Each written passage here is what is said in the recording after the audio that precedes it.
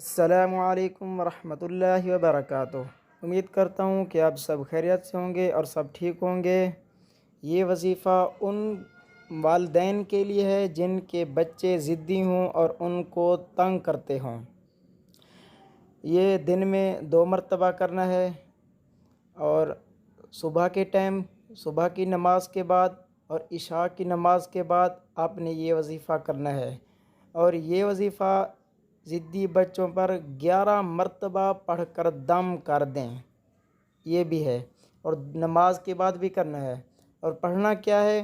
اللہ یجتبی الیہ من یشاء، اللہ یجتبی الیہ من یشاء۔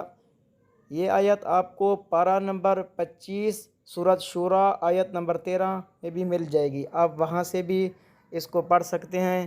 آپ اس ویڈیو کو اور ڈاؤن لوڈ کر کے بھی پڑھ سکتے ہیں۔ جزاک اللہ۔